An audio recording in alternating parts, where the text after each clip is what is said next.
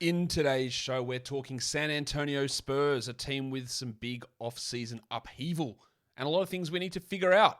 Michael Bolton? Thanks, Josh. It's Michael Bolton here, and it's time for another episode of the Locked On Fantasy Basketball Podcast. Let's get to it. Let's get to it, indeed. You are Locked On Fantasy Basketball, your daily fantasy basketball podcast, part of the Locked On Podcast Network.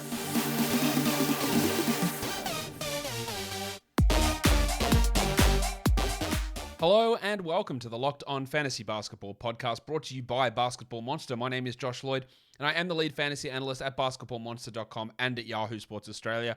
And you can find me on Twitter, as always, at redrock_bball and on Instagram at Locked On Fantasy Basketball. Thank you for making Locked On Fantasy Basketball your first listen every day. We are free and available on all platforms. We're going to talk Spurs with the host of the Locked On Spurs podcast, Jeff Garcia. Lots for us to get through in that show.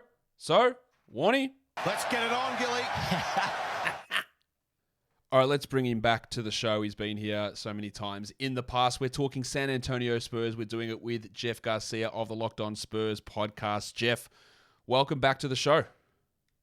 Good to be back. Ready to talk some Spurs and their rebuild. Yeah, it is a very, very different San Antonio Spurs situation that we're in this year, and we'll just go straight into who's here, who's gone from the team in terms of bringing guys in. Jeremy Sohan's here, Isaiah Roby, Gorgie Jeng, Malachi Branham, Blake Wesley from the draft, Dominic Barlow is a two-way, Jordan Hall is a two-way, and then recently they've signed Alize Johnson. So it's a bunch of guys there. Most of those outside of Jeng are younger players, but they did lose, of course, the big one there. DeJounte Murray, Lonnie Walker gone, Kachok, Landau, Weiskamp, and Woodard. Let's start with Murray. We're not going to talk about him throughout the rest of the show. It's a big, big loss. Why was he traded? Was the return was so great? Was there off-court concerns, or was it a tank move for a top pick in this draft? All of the above. I really believe that. All of the above. It was definitely, to start off with the obvious, it was a move to begin the deep rebuild. And what better way than to trade off your best asset, that is DeJounte Murray. The net return was spectacular, multiple first-round picks. Set the Spurs up good into this rebuild. Pretty much set the foundation for them. Now, granted, they already been throwing concrete on the rebuild foundation with earlier trades, with the Derek White deal with Boston, the Bryn Forbes deal with Denver, but this really solidified it. Second of all, not necessarily off the court, but more like future situation. There was reports that DeJounte Murray said to the Spurs that he would not sign an extension. Didn't mean that he was not going to re-sign with San Antonio. It just meant he was not going to sign an extension. So, that left the Spurs in a quandary. What do we do? Do we really want to pour a max deal into a guy that is a good player, but not max worthy franchise type? The Spurs saw the writing on the wall. Their best shot to do it was now. It's very, as of right now, his contract is very team friendly. So Atlanta got themselves at least 1 year under the current contract with DeJounte. We'll see how they restructure him moving forward. But all in all, yeah, this was the first major domino in the Spurs rebuild. And the second domino was obviously Lonnie Walker. Told him to pack his bags, get on tester free agency waters, and ended up landing with the Lakers. All in all, they're starting from the ground up. This is pre-David Robinson era. This is pre-Tim Duncan era. This is going into the draft the way they have built their dynasty era and getting themselves that all-world player, the generational player. And that's what this team lacks. DeJounte wasn't it. Lonnie obviously wasn't it. The book is open still on KJ, Keldon Johnson, that is. So, yeah, this is it. For all those kids that grew up in the last 2 decades of Spurs basketball, this is what a rebuild looks like. Yeah, it's time for some bad basketball, I'm sure, because Keldon's not that number one guy, but they hope to get that guy in the draft. And the writing was on the wall for Lonnie Walker. He was never going to come back, and then they've drafted like three or four shooting guards in the last 3 years just to replace him, because he never really was able to take that opportunity. Now, I've been covering injuries for all teams, Jeff. I reckon we're all clear heading into the season. Is this team fully healthy? Well, as of now, yeah, unless there's going to be some some load management games, for getting more L's than W's. But yeah, it looks like everybody's all clear. Keldon Johnson and Devin Vassell, I've been told, have been working out privately together. And the idea that they are now going to be the faces of the team. They are the leadership of this team. They are their go-to players, Keldon and Devin Vassell. So they're taking that, that responsibility on. So yeah, it looks like all things are clear. Jakob Poeltl reportedly will not play for Team Austria at the Eurobasket. So yay. Jeremy Sohan, same thing, said he's not going to play for Team Poland at Eurobasket this summer. So yay, they're all focused. Everybody's focusing on the rebuild and this upcoming season. I think the big question is, are the Spurs done tooling and getting this rebuild undergoing even further and deeper? Jakob Poeltl seems to be a prime asset to flip. If I'm San Antonio, might as well. He recently told Austria Press, the APA, that he would like to stay in San Antonio. He likes the city. He likes his teammates, but that he expects to play the full season. However, he left a footnote saying after this contract season with San Antonio, he's going to reevaluate his time with the Spurs. I think if he does stay in San Antonio, this might be it for him. He's still young. He's about to enter his prime. Does he really want to stick around for a rebuild? He's a hot commodity. He's been chased after from the Raptors to the Hornets. You name it, teams have been interested in him. So he's a prime candidate to get flipped as the season moves on. He's awesome, Jakob Poeltl. I think he's one of the best centers in the NBA, best defensive centers in the NBA. Yeah. He's not yet 27. They should be moving him, and you get a decent return. Maybe it's only one first, but I reckon you can get a decent pick out of him. Yeah, take it. Yeah. In terms of projecting a starting five, I agree wholeheartedly with this group. There'll be some people, Jeff, who don't think this will be what they do. They go, why would they start Doug McDermott? I'm almost certain they'll do this. Trey Jones, Devin Vassell, Keldon Johnson, Doug McDermott, and Jakob Poeltl. People will go, well, they could put Sohan in, or they could put Primo in. This is what they'll do. No, McDermott won't play 30 minutes. He'll play like 20, 21 minutes, but... Yeah, is there any wiggle room there? Is there any chance that Primo starts, or is this it? Yeah, no, there's wiggle room. I think wiggle room is, you hit it on the head, Primo. That is the big question going into training camp, is who's going to be the starting point guard. Will it be Trey Jones, who is a traditional point guard, who is, the definition of a point guard? Well, he's actually he's the only point guard on this team, honestly. Like the other guys, maybe you shoehorn them in, but he is literally the only point guard on this team. Yeah. I know one of my chats with Josh Primo last year when he was with the Austin Spurs, he told me that the Spurs are trying to force him to become a facilitator. They want him to create for other people. And you saw that in the one game in the summer league, that first game before he sat out with the health and safety. He was definitely, for 3 quarters, he was trying to get his teammates involved. So it looks like he's going in that direction for his development. But the jury's still out for him. Yeah. You don't know what you got. So I think next season is really going to be Primo's time to be under the microscope. Trey Jones, undersized, but he can score. He can get to the rim. He's athletic. He's young. He can't shoot, but he can do all those other things. Can't shoot, but he can do all those other things. And I think, if you're on team rebuild and, hoping for a top 3 pick, then yay, you want to go with this. Give me a guard out there who can't shoot. But the other thing he does, Jeff, like having him out there, like it sets up Keldon, it sets up Devin Vassell. Like it's the same as having McDermott. Like he stands out there and he spaces, he creates space.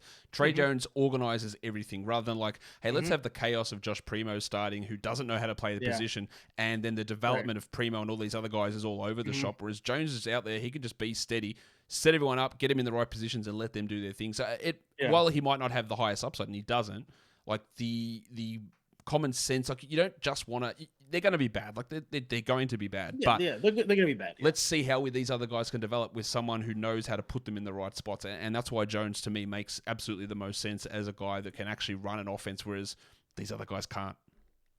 Yeah, I mean, your outside shot, maybe, is Blake Wesley, maybe, but maybe. Who knows, maybe, definitely isn't shy to shoot. That's for sure. I mean, we saw that in Summer League. The guy was chucking it up every time he can, but hey, it's a Summer League. That's what they're supposed to do, to shake out the butterflies, to get used to the NBA game as close as they can in the summer. So he has an outside shot, but I really expect, the trio of the rookies they selected this past draft to get some burn.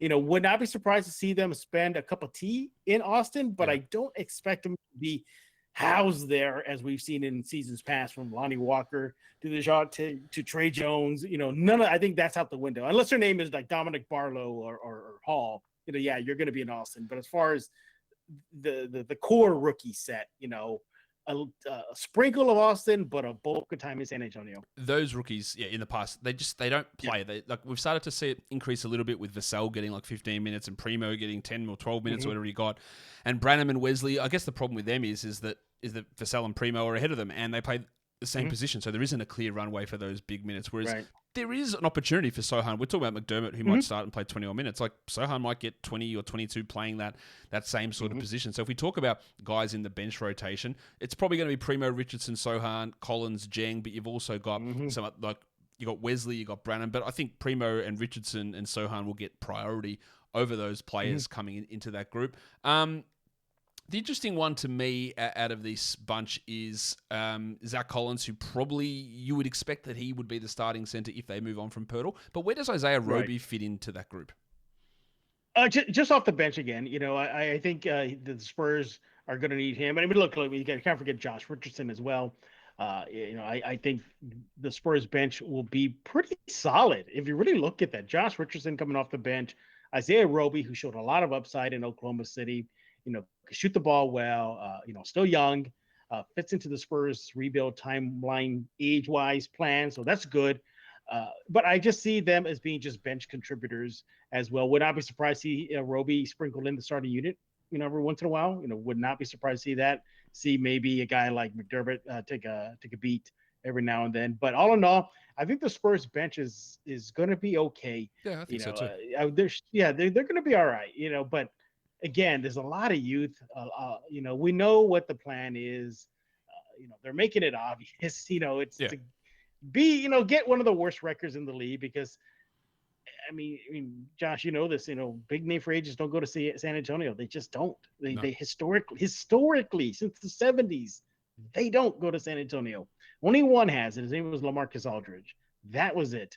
So they know what the thing is it's a rebuild via the draft, and they're going to have to the Spurs fans that is going to have to really get ready for a couple 2 to 3 lean years because this is a long-term process unless they strike gold in the draft and the basketball gods smile on them and get the number 1 pick.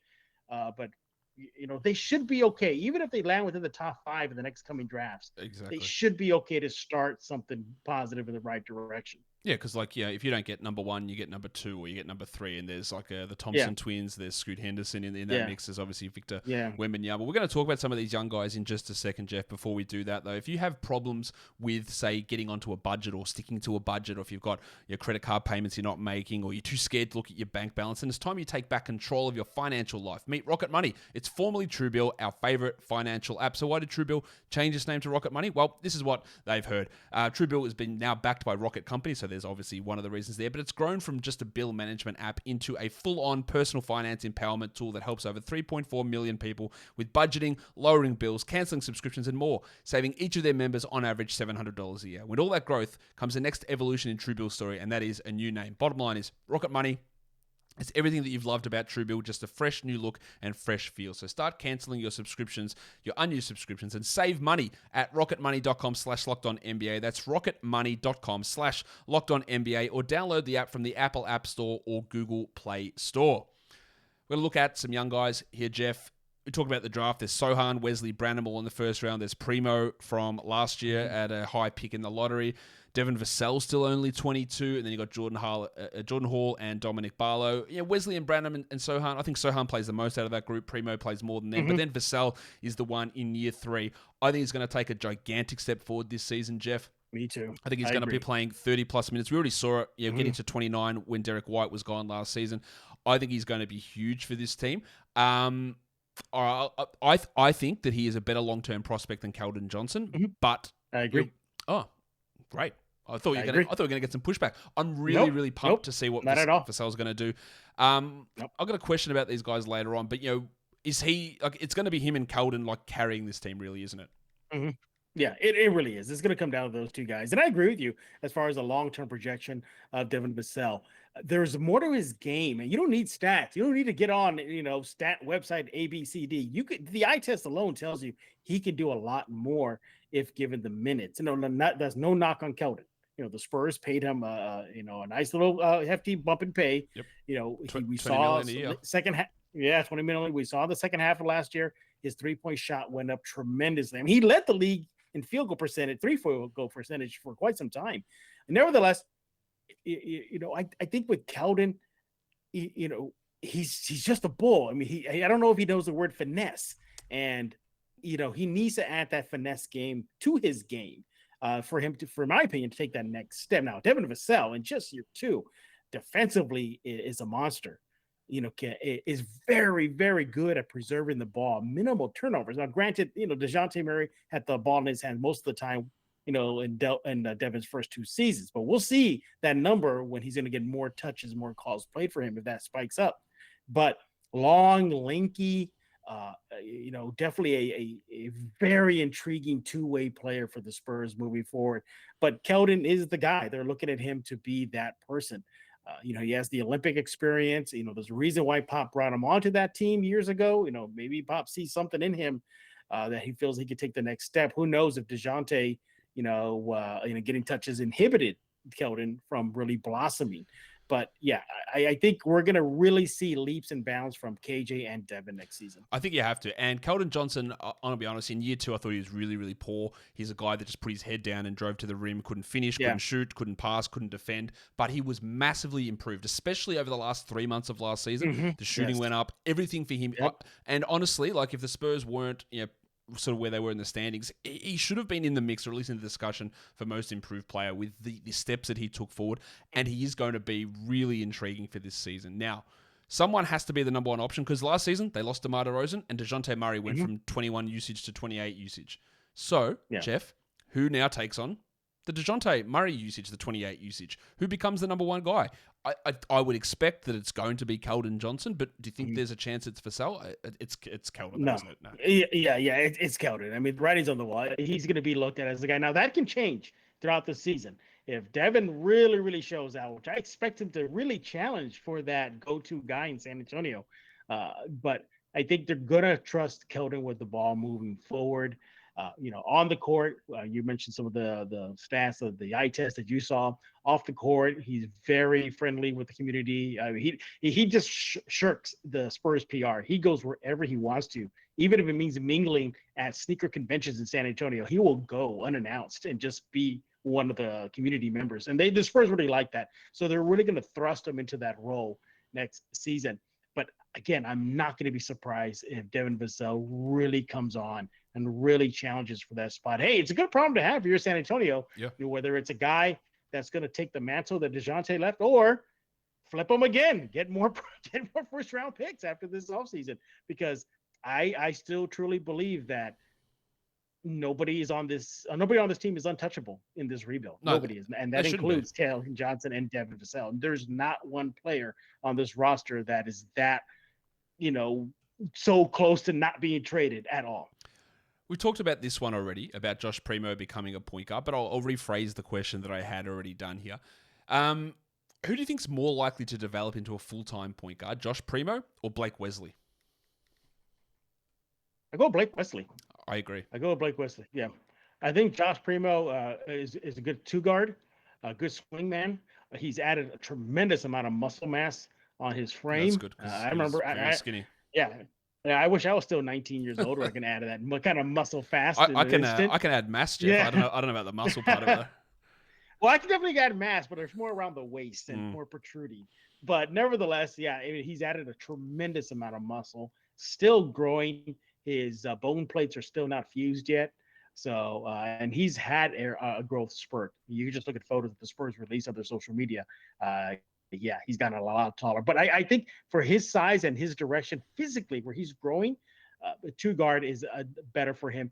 He definitely can shoot the ball. I mean, he has, I don't know yet, but he does have that Vinny Microwave Johnson flair to him. He can heat up quick and just knock down points. We saw that in the Austin Spurs G League team. We saw that in the Summer League. We saw glimpses of that during the regular season last year as the Brooklyn Nets when he took over and forced overtime out in their gym. But I really believe Blake Wesley, it could be more of the 1-guard than the 2-guard, and that being Primo, give him the 2. Primo averaged, for Austin, he averaged 17 points. He averaged 5 assists and shot 33% from 3 on 6 attempts. So there's the structure there to become that sort of a player. Yeah. I think that is more like, it won't be this season. I think Primo's going to have that opportunity this season, but I agree with you long term that it probably is Blake Wesley. Now, this question's going to be hard, I reckon, for you or maybe other Spurs fans. Is this it for Greg Popovich? Is this the last season? It feels like it. It definitely does. I don't know anything, and I don't think anybody will know to the bitter end when Pop's going to leave. But if you just read the tea leaves, there are certain signs that are pointing that this could be it from him. The biggest tea leaf, in my opinion, is the return of Brett Brown. On the assistant coach. To me, it feels like, hey, Brett, you've been through this before in Philadelphia in a rebuild. Come on back, shake off that coaching rust, get the first chair next to Pop, and get yourself reacclimated to the game. The other sign is just the departure of so many assistant coaches, Becky being the last one, to leave the Spurs bench for the WNBA. Another one too is Chip England. I think his departure as well. I mean, that was your guy for what, 10 plus seasons. That was practically a guy that came in with, was with Pop in the early years, and for him to exit the way he did is very head scratching, especially a coach like that you need on a developing roster. You see him exit all because of money. So you read the tea leaves. The game is obviously changing. It's not to say that Pop can't change.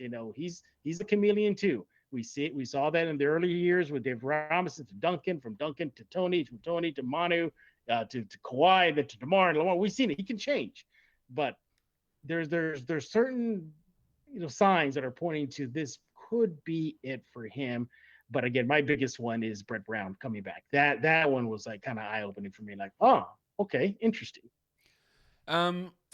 If you had to narrow down one breakout candidate on this team, because they're all over the place. It's Jones, there's Primo, there's Johnson, there's Vassell. Who do you think is the one who takes the biggest step forward this season?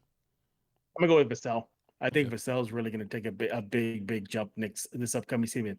Not to say that Keldon's going to see spike in numbers. He is, because he's going to get majority of the play calls for him. But I really think Vassell is going to emerge. He's really, really coming on strong.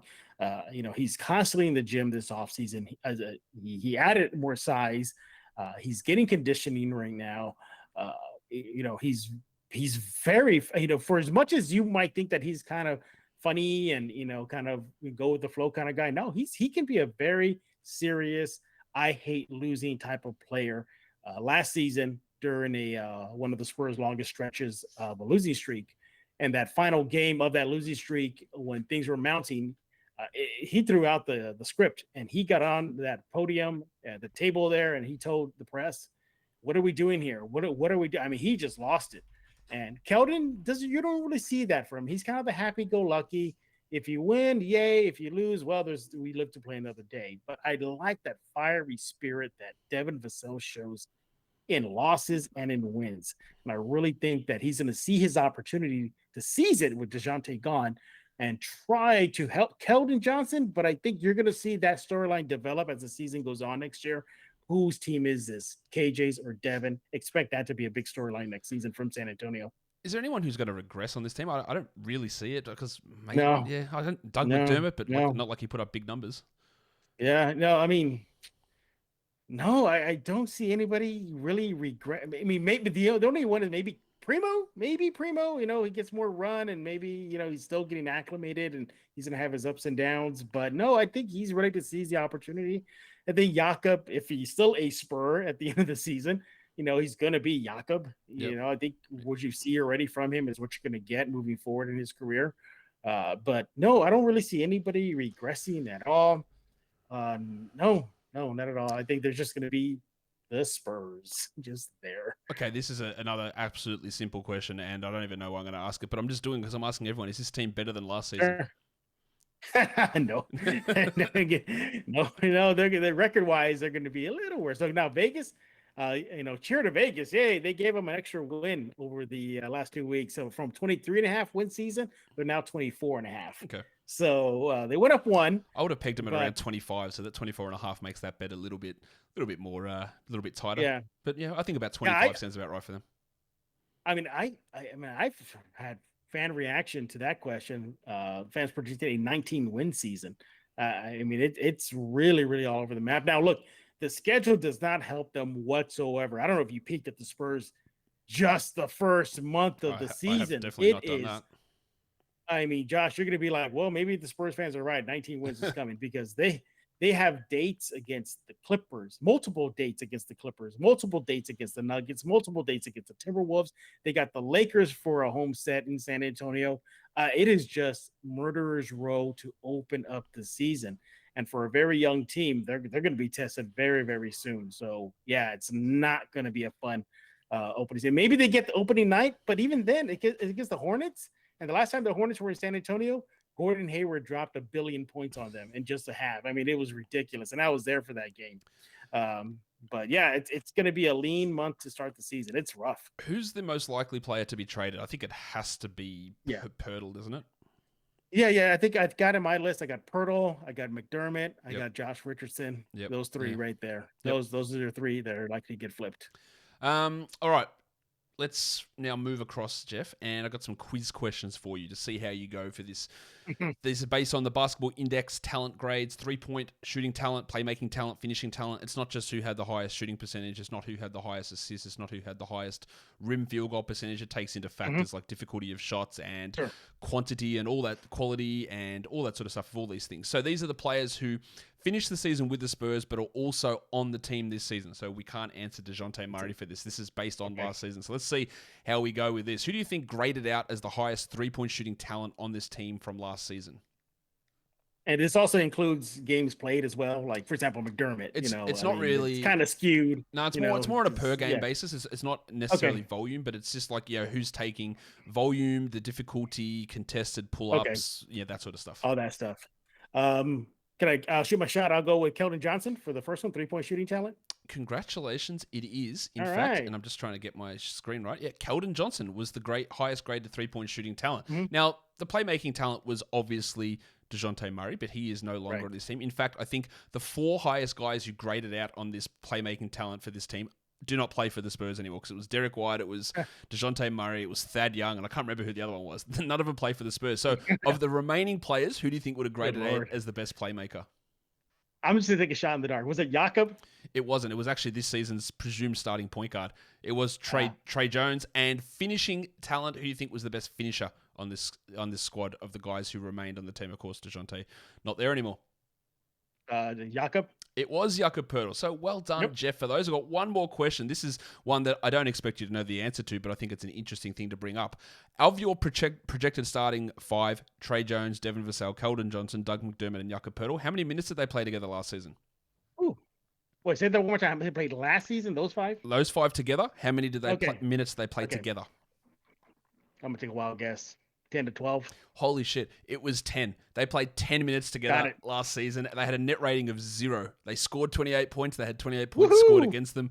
So we actually have no idea how this lineup's going to go together, but they played 10 minutes. So it is going to be a season of exploration for the San Antonio Spurs, Jeff, and you're going to be there for us covering it over on Locked On Spurs and seeing everything that happens as the Spurs usher in a new era. Thanks again for coming on Locked On Fantasy Basketball. What's happening at Locked On Spurs at the moment? Oh, right now, we're just getting through the doldrums of the NBA offseason. We've been looking at the schedule lately. We got a fan perspective on that. Interesting enough, Josh, the last 2 quote-unquote home games for San Antonio are not in San Antonio. They're actually in Austin, Texas. So a lot of Spurs fans are taking umbrage with that. They don't like that. And other things we're looking at player-by-player profiles. Up next is Isaiah Roby. What is he going to bring to San Antonio? We're just trying to get through this offseason and get ready for training camp, which is kind of sort of around the corner-ish, about a month-ish away. So all getting ready for that rebuild. Luckily for me, though, Josh, I've been through a Spurs rebuild before, pre-David Robinson. When your go-to guy was Dominique Wilkins. That was your go-to guy during the Spurs' horrendous pre-Robinson days. At least we've got some younger guys to get behind this time, Jeff. Go check out Jeff over at Locked On Spurs, everything that he's got going on over there. Jeff, thanks for coming on Locked On Fantasy Basketball with me. Yes, sir. And that'll do it for me today. We've pumped up 4 shows today. I hope you enjoyed them all, got some information out of them as well. Follow this podcast, Apple Podcasts, Google Podcasts, Stitcher, Spotify, and on the Odyssey app. Throw a thumbs up on YouTube. Leave your comments down below, guys. We are done here. Thank you so much for listening, everyone. See ya.